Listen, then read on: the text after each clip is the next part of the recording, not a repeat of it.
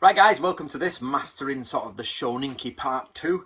If you've not seen part 1, go back and have a look. Right, okay, so we're on page 36 in the red Shoninki. There it is. So get yourself a copy. Hopefully, people have asked me what the difference between the red and the blue. I would genuinely say buy another copy. I'd say get a copy of the red if you can afford it. Obviously, if you're a bit struggling for money, don't. But there's a brand new introduction because we've changed everything we know about Natoru now. It wasn't incorrect, but I had to go off old. Basically, I had to go through in the original blue one saying, this isn't really right, we don't know this is unsure. Whereas in the red one, we now know that because we've got all the research that we possibly can. So we've actually skipped a piece here. It's not missing, but there used to be, or in the original, there is a table of contents going down, which is basically just the same as the rest of the scroll, and the table of contents in this book is at the beginning, so it's just the difference. So table of contents is there, so the original scroll has a table of contents, so we've skipped that in the publication, so you're not skipping any pages, we just skipped it in the publication. Okay, shinobi have existed in Japan since ancient times, but their existence was highlighted in certain things. So we've got Kusunoki, Masashige, etc. people. But his point here, this is what I want to point out, is it says quite clearly that ninjutsu existed in ancient times, at least back to sort of like the beginning of the first millennium. You know, and thereabouts, and in the early, or at least the first half of the first millennium. Sorry, second millennium. So first half of the second millennium. So what that means, or what the connotations of that is, he's saying that ninjutsu did not come from Iga and Koka. Ninjutsu came from before Iga and Koka. Okay, straight away, a ninja master, if you want to call it, Isui Sensei, is saying ninjutsu did not come from Iga and Koka. The end. A number of generations later, blah blah blah, thieves use it, they give them land rights. So this is one of my important parts. This is this idea of, it's famous, isn't it, Kazama. So and he's a thief called Nusubito, and they give him chigyo, which are land rights, and give him sort of basically retinues. Shingen of Koshu used Suppa, who were also thieves of Kai province. So let's go to that first. That's very important, because this is what I was saying about what is a samurai. In the old days, what is a samurai? You've got to get your head around this idea that it's only passed on. Before I think it's Hideyoshi finalized the system of the 4-tier class into non-movable, even though it was, but on the whole it was non-movable. You stayed in your class, unless for a few reasons you could move class. You absolutely could move between them, and samurai could be, Ashigaru could be promoted to samurai. Different people could lose their lands, and some of the Jesuit accounts from the 1500s say the greatest powerful people are reduced to peasants because they've lost all their lands in war and they've lost everything. So this idea that only is it a samurai, or they're thieves, or is this lower class, is it higher class? It's clearly showing you that in the older days, the class didn't matter. If you're given land rights, as in a lord has given you rights to a land for you to get income, that is the basis of samurai culture. So you can argue, is that person a samurai if they're given land rights? It's a total new argument. But my point here, guys, is that in the Shoninki, it's saying, literally saying, thieves are used, but they're also given status. In the older days, before the 4 classes was concrete, which means people moved up and down in social status, and just because they're thieves, or originally were thieves, doesn't mean they're not samurai now a couple of generations later if they've continued that. Or if you're hired sometimes. I remember Stephen Turnbull calls this the shu people, SHU in Japanese, which is almost like a group. Mercenaries is a word I hate using in Japan, because it's almost impossible to translate mercenaries across. I've done that before, it's very difficult. But what this means is you've got people out there who are being part-time brought in for a job, hired for a job in groups, sometimes called shu, or sometimes given land rights to do this job. So what we've got so far: ninja predate Iga and Koka. Many types of people do it from different classes, remember you people have said, oh Anthony, how did you get to the fact that different classes of people do it? There's one piece of evidence that shows you the strata of people coming in.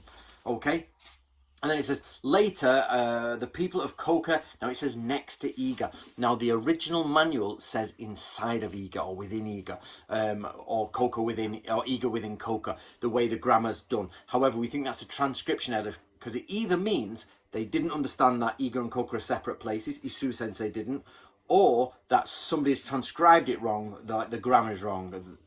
It's in, therefore, within, you know, or somebody's got something wrong along the line. Now, I do actually have a newer version of the Shoninki. You will have seen it on an earlier video, and I've got to get that checked. It's something that's quite high on my list, but it's not yet been done because I've got a kaisho of, basically, I've got a different version. If this is the Shoninki originally, Isui Sensei, one line breaks off there, transcriptions, another line of transcriptions breaks off there. All the transcriptions I've seen so far are this one. We've got another one now, which is superb, so we can check if that's right or not right. But I've got to get round to that. Okay, they followed. So later, the people from Iga and Koka followed ninjutsu. Now, you've got to be careful here when you use English translations, because followed the path of ninjutsu, you're like, oh, so they weren't the first. You've got to go back to the original and really check the connotations out. But it clearly says beforehand. Do you want to see my impression of a siren? How good is that? So, whoop, whoop. It's the sound of the pulley. Oh, it's a fire engine. Never mind, somebody's burning to death. Right, okay. So what we know is that it came before Iga. There are different people that are not from Iga. And then it says later, people from Iga and Koka used it. There you go.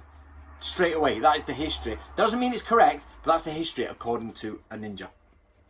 Okay, right, and they followed the friendship of Ichigun, Ichigumi. One district, one band. Ichimi. Sorry, Ichigun Ichimi. One district, one band. Now, I tried to get that going. Just as a thing, you know, about 8 years ago, I tried to get all the people in the world of the shinobi to say, hey, nobody knows what's real at the minute. We're going through all this research. Why don't we just group up as one group to follow historical ninjutsu? They hated each other. I'm not working with them. I remember saying to Dean and Krista, can we get you in? Bloody hell. So, I mean, I'm like, huh? Okay, so anyway, so basically what you've got here is Iga and Koka are one district, one band. What that means is they are a brotherhood, okay, a brotherhood of males who go around Japan and they sign oaths to other lords, but their oaths are already given to their families. And I have got ample documents of people saying don't trust people from Iga and Koka. And there's actually a term for it used, like basically the two ways of the ninja, and you use from a commander's point of view, the two ways of the ninja are used because you don't trust Iga and Koka, because they will double cross you, they'll pass on your information, they'll lie, they won't even do their jobs right, they don't have slag off Iga and Koka.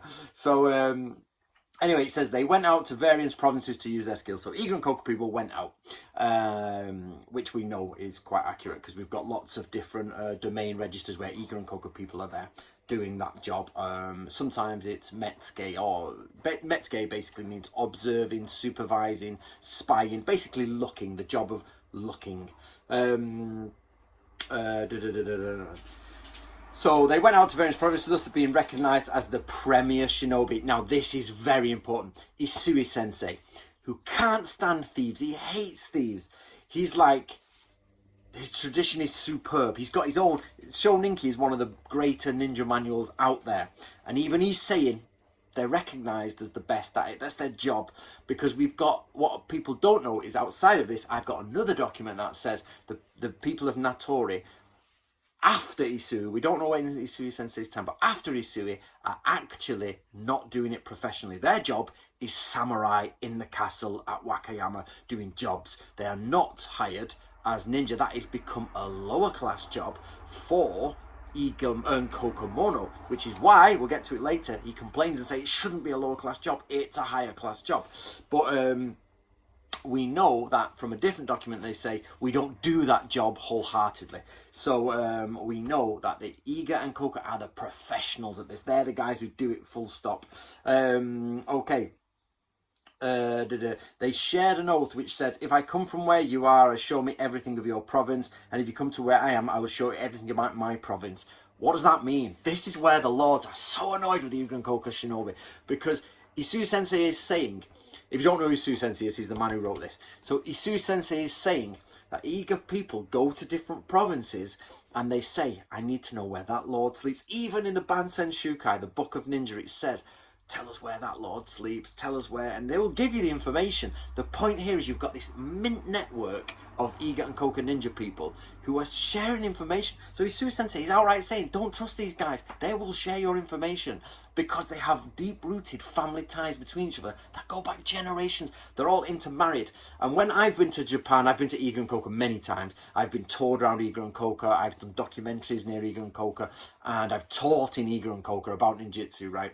And you can see it. You go into the landscape and oh my God, it's there. Literally, that family is tied to there.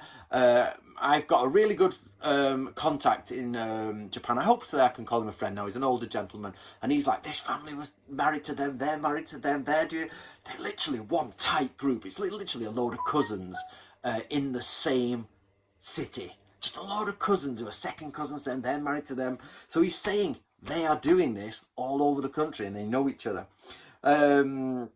Okay.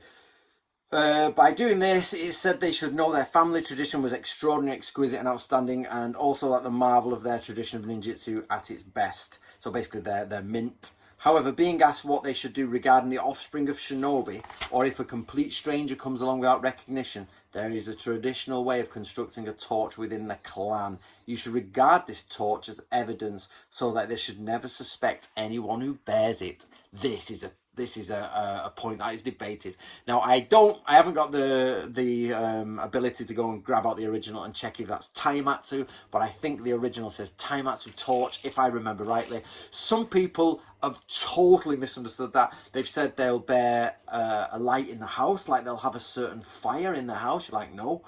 Some people have called the Shoninki the torch. If you turn up, it's so stupid. This was a Japanese person's theory, right?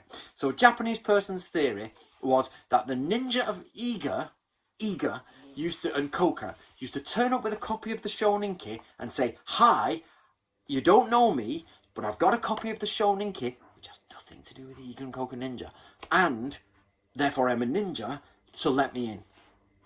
That's a Japanese theory in a published book. Like, facepalm the what out of it, and not... So think about it this way. Iga and Koka Ninja, before the Shoninki is written, because he has to write this, go around holding a copy of the Shoninki which has not yet been written, and they show it, and it's not from an Iga or Koka tradition, and they show it to people from Iga and Koka and say, oh, you must be from Iga and Koka then. I'm going to insert stupid sounds here for that. That is why you don't trust Japanese research. It's old research, like I think 1980s, I think. I'm not going to say the name of the research, but I think it's an 80s research. And like, seriously? So what it actually is, the best, not guess, the best sort of research we've got for that is it's physically a torch, a taimatsu, but I'd have to check the original kanji. But we do have other documents that say torches are tied in certain ways and they have certain attachments, certain bits. And if you notice, the knots or the weave are going in a yin-yang direction, a yang direction opposed to a yin, or it's yin opposed to yang, because everything's weaved in a certain way in Japan. You can look at the torch and even just the weave of the rope, you're like, okay, he's from us. We do it in a special way. So you don't quite know what that is, but somebody opening the sliding door in Japan will look at the torch and be like, okay, come in. They wouldn't know that unless that had been passed on to them in a tradition, okay? Okay. So that is extremely, to me, important and interesting. Other than these examples, some experts in robbery have written down their achievements and claimed it to be family tradition to be handed down for generations. So basically, yeah, some people have just lied and said we're thieves. But I actually go against Isui Sensei here. I think that's good because ninjutsu is thievery. And if they've written down their family thievery, then that's actually a good document for us to have. Doesn't mean that they're ninja, they're thieves. But they then claim it to be ninja, which means, is it cool to claim ninjutsu? Yeah, that opens another one. Is it cool to claim ninjutsu in the mid-1600s? Awkward. Nowadays, these so-called schools or ryugi schools of the shinobi are widespread in the world. They are simply schools for thieves. But we are not thieves. This is the account of our school. Now, the interesting bit there, guys, is it says there are ninja schools out there practicing. So in Isui Sensei's time, there are ninja schools practicing. But he says all they're practicing is thievery and burglary, not the essence of the 5 spies, the deeper mindset, Mumon no Ikan in this, reading people's countenance and interfacing and all that. He's saying his tradition is deeper. Now, where, if you want to see a difference, originally in the blue one, we wrote this is Kishu-ryu. It just says Toryu, but it just means our school. But we, at the beginning, when I was naive and ridiculously stupid at this, I believed the Japanese, and they said, oh, this is Kishu-ryu, Kishu-ryu, and Kishu-ryu comes from Iga-ryu. Turns out it's not called Kishu-ryu, it's called Nato-ryu, Shin-Kusunoki-ryu, or Kusunoki-ryu, depending on, all of those are correct, depending on which writer is writing, and it's nothing to do with Iga. So I have changed this now, we've changed it to just our school, which is a translation of Toryu as opposed to Kishu-ryu. I included Kishu-ryu because I thought that was the name of the school. The Japanese, I read it, they said, this is called Kishu-ryu. I was like, okay, well, at least we can get the name in there to show which school it is. But it's actually Toryu, our school. Okay, guys, get yourself a copy of this and keep up to date. This is True Path of the Ninja. True Path of the Ninja, which is what my friend always used to sing to me. We're going to go through it bit by bit. I hope you enjoyed that. I hope that gave you a little bit more depth into the book. Please do join us on Natori Ryu Hub on Facebook, and you can do a course on ninjutsu with us and to get towards being a ninja instructor. It's very difficult, not the ninjutsu stuff alone, but all of our stuff is quite difficult to get through. Some of it's easy, but then it gets more and more difficult as it goes on. But we welcome you all. Please come along and have a go.